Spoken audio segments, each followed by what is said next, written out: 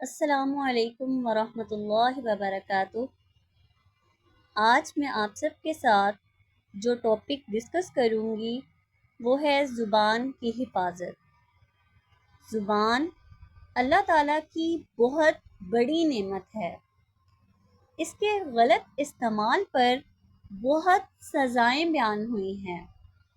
اس کا مطلب یہ ہے کہ کوئی نعمت بری نہیں ہوتی بلکہ اس کا استعمال برا ہوتا ہے۔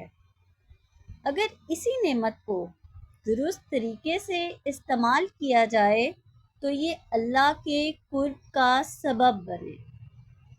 وہ شخص جو اپنی زبان کی حفاظت کرتا ہے وہ لوگوں میں عزت پاتا ہے، لوگ اس سے پیار کرتے ہیں، اور اگر وہ شخص مر جائے تو بعد میں اس کے لیے دعائیں بھی کرتے ہیں۔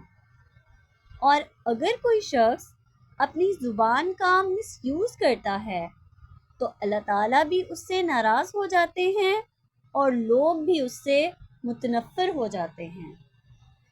اس کی اہمیت کا اندازہ اس بات سے لگایا جا سکتا ہے کہ وہ چیز جو انسان کو اللہ کے قریب کر دے اور جنت میں داخل کر دے، اور اس کا مس یوز انسان کو اللہ سے دور کر دے اور جہنم میں داخل کر دے، تو اس کی کتنی زیادہ امپورٹنس ہوگی۔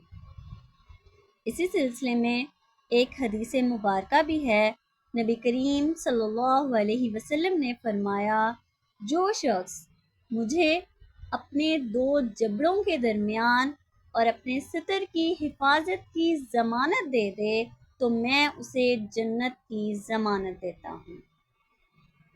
اسپیشلی جب آپ فرینڈس اکٹھے ہوتے ہیں تو موسٹلی آپ لوگوں کو پتہ ہی نہیں چلتا کہ آپ اپنی زبان سے کس قسم کے الفاظ نکال رہے ہوتے ہیں۔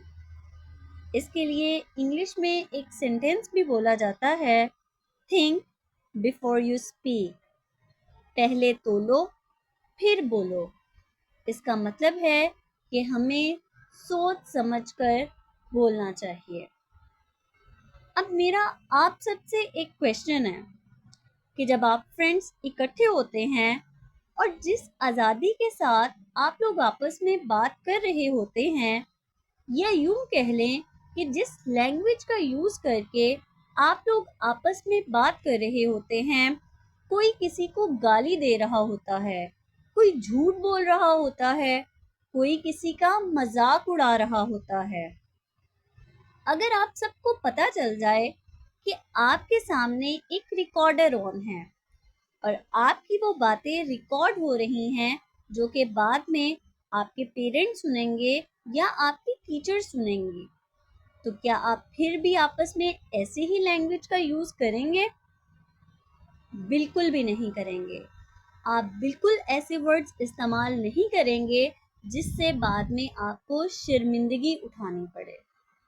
اسی طرح ہمیں یقین ہونا چاہیے کہ ہمارے اعمال لکھنے والے فرشتے کرامن کاتبین بھی ہمارے اعمال کو ریکارڈ کر رہے ہیں، جو کہ قیامت کے دن اللہ تعالیٰ کے سامنے پیش ہوں گے، اور اس دن کوئی انسان اپنے کسی عمل سے انکار نہیں کر سکے گا۔